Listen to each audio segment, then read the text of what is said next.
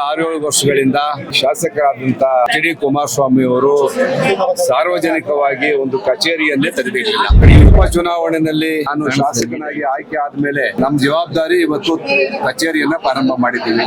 ಸಾರ್ವಜನಿಕರು ಶಾಸಕರನ್ನ ಹುಡುಕೊಂಡಿರಬಾರ್ದು, ಸಾರ್ವಜನಿಕರ ಕೆಲಸ ಕಾರ್ಯಗಳಿಗೆ ಅನುಕೂಲ ಆಗಬೇಕು. ಆ ನಿಟ್ಟಿನಲ್ಲಿ ಎಲ್ಲ ಪ್ರಯತ್ನಗಳನ್ನ ಈ ಕಚೇರಿ ಮಾಡುತ್ತೆ ಅಂತ ಹೇಳ್ತಾ ನಾಗರಿಕರ ಸಮಸ್ಯೆಗಳಿಗೆ ಸ್ಪಂದಿಸ್ತಕ್ಕಂಥ ಕೆಲಸವನ್ನ ಈ ಕಚೇರಿ ಮಾಡ್ತದೆ. ಸರ್ಕಾರ ಮತ್ತು ಜನಸಾಮಾನ್ಯರಿಗೆ ಕೊಂಡಿಯಾಗಿ ಕೆಲಸವನ್ನ ಈ ಕಚೇರಿ ಪ್ರಾರಂಭ ಮಾಡ್ತದೆ. ಈ ಕಚೇರಿಯ ಸದ್ಬಳಕೆ ಪಕ್ಷಾತೀತವಾಗಿ ಎಲ್ಲರಿಗೂ ಆಗ್ಬೇಕು. ತಾಲೂಕಿನ ಜನಸಾಮಾನ್ಯರಿಗೆ ಬಹಳ ಖುಷಿ ಆಗ್ತಾ ಇದೆ. ಈ ಸರ್ಕಾರದ ಎಲ್ಲ ಯೋಜನೆಗಳನ್ನ ಜನಸಾಮಾನ್ಯರಿಗೆ ತಲುಪಿಸುವ ದೃಷ್ಟಿಯಿಂದ, ಸಾರ್ವಜನಿಕರಿಗೆ ಸ್ಪಂದಿಸುವ ದೃಷ್ಟಿಯಿಂದ ನಾವು ಈ ಒಂದು ಕಚೇರಿಯನ್ನು ಪ್ರಾರಂಭ ಮಾಡಿದ್ದೀವಿ.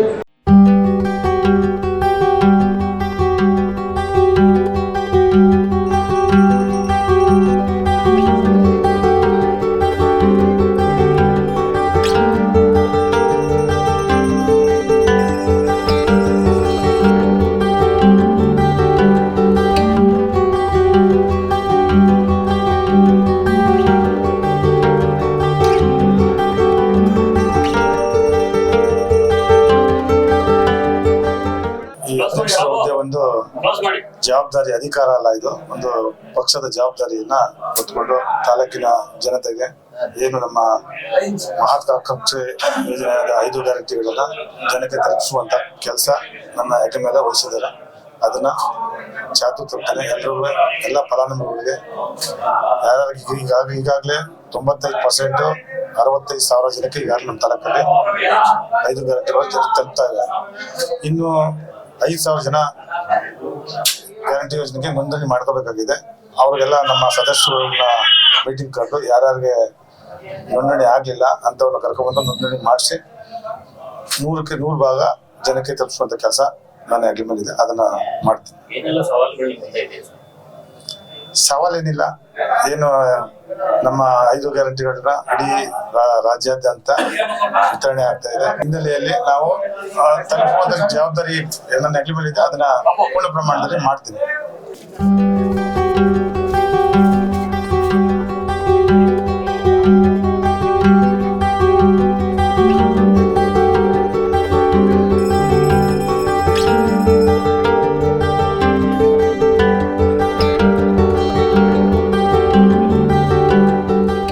ಆಶೀರ್ವಾದದಿಂದ ಈ ತಾಲೂಕಿನ ಶಾಸಕನಾಗಿ ಆಯ್ಕೆಯಾದ ನಂತರ ತಾಲೂಕು ಕಚೇರಿಯ ಆವರಣದಲ್ಲಿ ನೂತನವಾಗಿ ಶಾಸಕರ ಕಚೇರಿಯನ್ನು ಸಾರ್ವಜನಿಕ ಉದ್ದೇಶದಿಂದ ಇವತ್ತು ಪ್ರಾರಂಭ ಮಾಡ್ತಾ ಇದ್ದೀವಿ.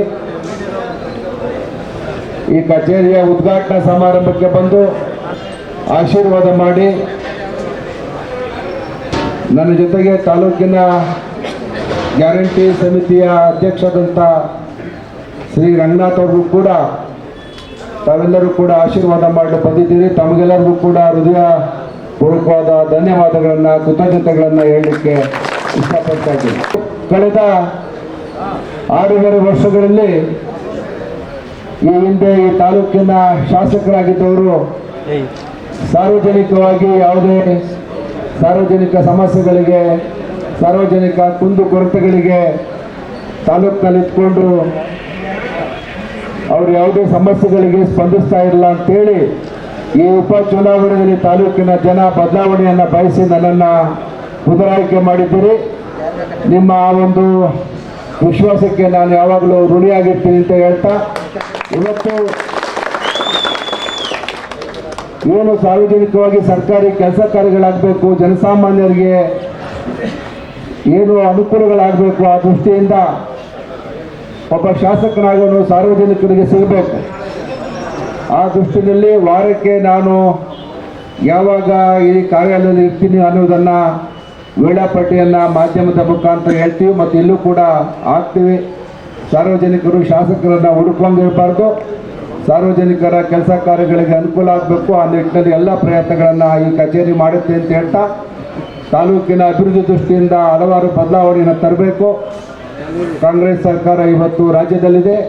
ಸನ್ಮಾನ್ಯ ಮುಖ್ಯಮಂತ್ರಿಗಳಾದ ಸಿದ್ದರಾಮಯ್ಯನವರ ಏನು ಎಲ್ಲ ಇನ್ನೂ ಉಳಿದ ಅವಧಿಯ ಆಡಳಿತ ಮತ್ತು ಡಿ ಕೆ ಶಿವಕುಮಾರ್ ಅವರು ಉಪಮುಖ್ಯಮಂತ್ರಿಗಳಾಗಿ ಈ ಜಿಲ್ಲೆಯಲ್ಲಿ ಅವರ ವಿಶೇಷವಾದಂಥ ಅನುಕೂಲಗಳನ್ನು ಚುನಾವಣಾ ಪೂರ್ವದಲ್ಲಿ ಜಿಲ್ಲೆಗೆ ಅನುದಾನಗಳನ್ನ ತಂದು ಕೆಲಸವನ್ನು ಪ್ರಾರಂಭ ಮಾಡಿದ್ದೀವಿ. ಅದನ್ನೆಲ್ಲ ಸಂಪೂರ್ಣವಾಗಿ ಅನುಷ್ಠಾನಗೊಳಿಸ್ತಕ್ಕಂಥ ಕೆಲಸ, ಒಟ್ಟಾರೆ ಈ ಸರ್ಕಾರದ ಎಲ್ಲ ಯೋಜನೆಗಳನ್ನು ಜನಸಾಮಾನ್ಯರಿಗೆ ತಲುಪಿಸುವ ದೃಷ್ಟಿಯಿಂದ, ಸಾರ್ವಜನಿಕರಿಗೆ ಸ್ಪಂದಿಸುವ ದೃಷ್ಟಿಯಿಂದ ನಾವು ಈ ಒಂದು ಕಚೇರಿಯನ್ನು ಪ್ರಾರಂಭ ಮಾಡಿದ್ದೀವಿ. ಈ ಕಚೇರಿಯ ಸದ್ಬಳಕೆ ಪಕ್ಷಾತೀತವಾಗಿ ಎಲ್ಲರಿಗೂ ಆಗಬೇಕು ಅನ್ನೋ ದೃಷ್ಟಿಯಿಂದ ಸಾರ್ವಜನಿಕರು ಚುನಾವಣಾ ಪೂರ್ವದಲ್ಲಿ ನಾವು ಪಕ್ಷಗಳು ಹೋರಾಟ ಮಾಡ್ತೀವಿ. ಚುನಾವಣೆ ಆಗಿ ಸಾರ್ವಜನಿಕವಾಗಿ ಶಾಸಕರಾಗಿ ಗೆದ್ದ ಮೇಲೆ ಇದು ಸಾರ್ವಜನಿಕರ ಕೆಲಸ. ಈ ತಾಲೂಕಿನ ಎಲ್ಲ ಜನಸಾಮಾನ್ಯರ ಕೆಲಸವನ್ನು ಮಾಡಲಿಕ್ಕೆ ನಾವು ನೀವೆಲ್ಲ ಒಟ್ಟಿಗೆ ಸೇರಿಕೊಂಡು ಪ್ರಾಮಾಣಿಕ ಪ್ರಯತ್ನ ಮಾಡೋಣ ಅಂತ ಹೇಳ್ತಾ, ಈ ಒಂದು ಸಂದರ್ಭದಲ್ಲಿ ನನಗೆ ನಮ್ಮ ಈ ಒಂದು ಕಚೇರಿ ಉದ್ಘಾಟನಾ ಸಮಾರಂಭದಲ್ಲಿ ಭಾಗವಹಿಸಿರ್ತಕ್ಕಂಥ ಎಲ್ಲ ಮುಖಂಡರುಗಳಿಗೆ ಮತ್ತೊಮ್ಮೆ ಧನ್ಯವಾದಗಳು ಹೇಳ್ತಾ ತಮ್ಮ ಹೊಂದಿಸಿ ನನ್ನ ಮಾತನ್ನು ಮುಗಿಸ್ತೀನಿ. ನಮಸ್ಕಾರ. ಸರ್, ಇವತ್ತು ನೂತನ ಕಚೇರಿ ಓಪನ್ ಮಾಡಿದಿರಿ. ಮೊದಲನೇ ಪ್ರಶ್ನೆ ಇದೆ, ಎರಡನೇ ಪ್ರಶ್ನೆ ರಾಜಕೀಯ ಕೇಳ್ತೀನಿ. ಅಲ್ಲ ಸರ್, ಕಚೇರಿ ಓಪನ್ ಮಾಡಿದಿರಿ. 7 ವರ್ಷದ ಬಳಿಕ ಕಚೇರಿ ಓಪನ್ ಮಾಡ್ತಾ ಇದ್ದೀರಿ. ಸಾರ್ವಜನಿಕರಿಗೆ ಹೇಗೆಲ್ಲ ಸ್ಪಂದಿಸೋ ಕೆಲಸ ಆಗುತ್ತೆ? ಯಾವ್ಯಾವತ್ತೆಲ್ಲ ಇಲ್ಲಿ ಇರ್ತೀರಿ? ಹೇಗೆ ಸರ್? 6-7 ವರ್ಷಗಳಿಂದ ಇಲ್ಲಿ ಶಾಸಕರಾದಂತ ಎಚ್ ಡಿ ಕುಮಾರಸ್ವಾಮಿ ಅವರು ಸಾರ್ವಜನಿಕವಾಗಿ ಒಂದು ಕಚೇರಿಯನ್ನೇ ತೆರೆದಿರಲಿಲ್ಲ. ಈ ಉಪಚುನಾವಣೆಯಲ್ಲಿ ನಾನು ಶಾಸಕನಾಗಿ ಆಯ್ಕೆ ಆದ್ಮೇಲೆ ನಮ್ಮ ಜವಾಬ್ದಾರಿ ಇವತ್ತು ಕಚೇರಿಯನ್ನ ಪ್ರಾರಂಭ ಮಾಡಿದ್ದೀವಿ. ತಾಲೂಕಿನ ಜನಸಾಮಾನ್ಯರಿಗೆ ಬಹಳ ಖುಷಿ ಆಗ್ತಾ ಇದೆ. ಏನು ನಾಗರಿಕರ ಸಮಸ್ಯೆಗಳಿಗೆ ಸ್ಪಂದಿಸ್ತಕ್ಕಂಥ ಕೆಲಸವನ್ನ ಈ ಕಚೇರಿ ಮಾಡ್ತಿದೆ. ಸಾರ್ವಜನಿಕ ಅಹವಾಲುಗಳನ್ನ ಸ್ವೀಕಾರ ಮಾಡ್ತಕ್ಕಂಥದ್ದು, ಅವರ ಸಮಸ್ಯೆಗಳಿಗೆ ಸರ್ಕಾರದಿಂದ ಪರಿಹಾರ ಕಂಡುಕೊಳ್ತಕ್ಕಂಥ ನಿಟ್ಟಿನಲ್ಲಿ ಈ ಕಚೇರಿ ಜನಸಾಮಾನ್ಯರ ಕಷ್ಟ ಸುಖಗಳಿಗೆ ಭಾಗಿಯಾಗತಕ್ಕಂಥ ಕೆಲಸವನ್ನ ಮಾಡ್ತದೆ. ಹಾಗಾಗಿ ಇವತ್ತು ತಾಲೂಕಿನ ಬಹಳಷ್ಟು ಜನ ಮುಖಂಡರು ಈ ಕಚೇರಿಯ ಪ್ರಾರಂಭೋತ್ಸವಕ್ಕೆ ಬಂದಿದ್ದಾರೆ. ಈ ಕಚೇರಿ ನಿರಂತರವಾಗಿ ಸಾರ್ವಜನಿಕ ಸೇವೆಯನ್ನ ಮಾಡ್ತದೆ.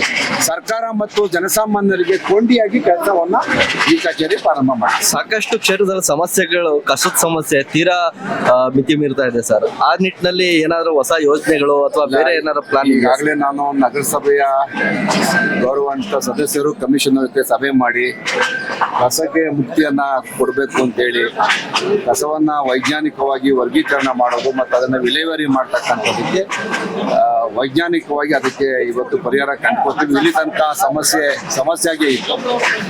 ಅದಕ್ಕೆ ಜಾಗವನ್ನು ಗುರುತು ಮಾಡಿದ್ದೀವಿ. ಅದ್ರ ಬಗ್ಗೆ ಕೂಲಂಕುಷವಾಗಿ ಸರ್ಕಾರ ಜೊತೆ ಸಂಪರ್ಕ ಮಾಡಿ ಈಗ ಏನು ಈ ತಾಲೂಕಿನ ಎಲ್ಲ ಸಮಸ್ಯೆ, ಅದರಲ್ಲೂ ನಗರದಲ್ಲಿ ಇರ್ತಕ್ಕಂಥ ಕಸ ಸಮಸ್ಯೆ ಮತ್ತು UGD ಇದಕ್ಕೆಲ್ಲ ಸಂಬಂಧಪಟ್ಟಂತ ಹಲವಾರು ಸಭೆಗಳನ್ನು ಮಾಡಬೇಕಾಗತ್ತೆ, ಅದಕ್ಕೆ ಚರ್ಚೆ ಮಾಡಬೇಕಾಗತ್ತೆ. ವೈಜ್ಞಾನಿಕವಾಗಿ ಅದಕ್ಕೆ ಪರಿಹಾರವನ್ನ ಕಂಡುಕೊಂಡಿಟ್ಟು ಎಲ್ಲ ಕೆಲಸ ಕಾರ್ಯಗಳನ್ನ ಪ್ರಾರಂಭ ಮಾಡ್ತೀವಿ.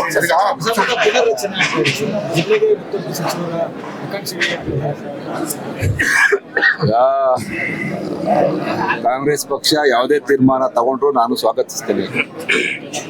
ಪಕ್ಷ ತಗೊಂಡು ತೀರ್ಮಾನಕ್ಕೆ ನಾನು ಬದ್ಧವಾಗಿರ್ತೀನಿ. ಅಲ್ಲ ಸರ್, ನೀವು ಒತ್ತಾಯ ಮಾಡ್ತೀರಾ ಅಂತೇಳಿ ಈಗ 6 ಸಲ MLA ಆಗಿದ್ದೀರಾ, ಸೀನಿಯರ್ ಇದ್ದೀರಾ. ನಾನೇನು ಒತ್ತಾಯ ಮಾಡಲ್ಲ. ನಾನೇನು ಅದರ ಆಕಾಂಕ್ಷಿಯಾಗಿ ನನಗೆ ಮಂತ್ರಿಗಿರಿ ಕೊಡಲೇಬೇಕು ಅಂತ ಹೇಳಲ್ಲ. ಇಲ್ಲಿ ನಮ್ಮ ಜಿಲ್ಲೆಯಲ್ಲಿ ಬಾಲಕೃಷ್ಣ ಅವರು ಒಬ್ಬ ಸೀನಿಯರ್ ಆಗಿ ಒಬ್ಬ ಶಾಸಕರಿದ್ದಾರೆ. ಯಾರಿಗೆ ಕೊಟ್ಟರು ನಾವು ಕೆಲಸ ಮಾಡ್ತೀವಿ, ಏನು ತೊಂದರೆ ಇಲ್ಲ. ಏನಾದ್ರು ಅಂದ್ರೆ ಪಕ್ಷಕ್ಕೆ ಬರುವಾಗ ಈ ತರ ಏನಾದ್ರು ಸಚಿವ ಸ್ಥಾನದ ಮಾತುಕತೆ ಆಗಿತ್ತ ಸರ್? ನನ್ನ ಮೂಲ ಉದ್ದೇಶ ಈ ತಾಲೂಕಿನ ಸೇವೆ ಮಾಡ್ತಕ್ಕಂತಾಗಿದೆ. 3.5 ವರ್ಷಗಳಲ್ಲಿ ನಾನು ಬಹಳಷ್ಟು ಕೆಲಸವನ್ನ ಮಾಡಬೇಕಾಗತ್ತೆ. ಅದಕ್ಕೆ ಗಮನ ಕೊಡ್ತೀನಿ. ನಾನು ಯಾವುದೇ ಮಂತ್ರಿಗಿರಿ ಹಿಂದೆ ಹೋಗೋದಿಲ್ಲ. ಅವಕಾಶ ಮಾಡಿಕೊಟ್ರೆ ಕೆಲಸ ಮಾಡ್ತೀನಿ. ಇಲ್ಲಾದ್ರೂ ತಾಲೂಕಿನ ಕೆಲಸ ಮಾಡ್ಕೊಂಡು ಹೋಗ್ತೀನಿ.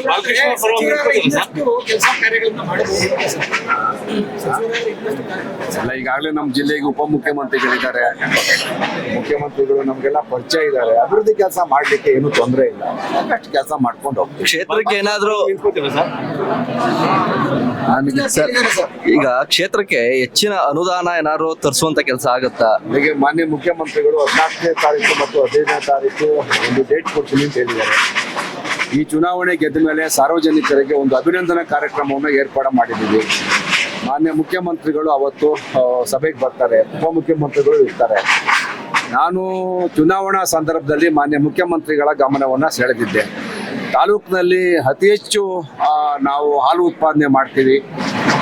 ರಾಮನಗರ ಜಿಲ್ಲೆ ರಾಜ್ಯದಲ್ಲಿ ಅತಿ ಹೆಚ್ಚು ಹಾಲು ಉತ್ಪಾದನೆ ಮಾಡ್ತಕ್ಕಂಥ ಜಿಲ್ಲೆ. ಚನ್ನಪಟ್ಟಣ ತಾಲೂಕು ಒಂದು ತಾಲೂಕಾಗಿ ಇಡೀ ರಾಜ್ಯದಲ್ಲಿ ಅತಿ ಹೆಚ್ಚು ಹಾಲು ಉತ್ಪಾದನೆ ಮಾಡ್ತಕ್ಕಂಥ ತಾಲೂಕು.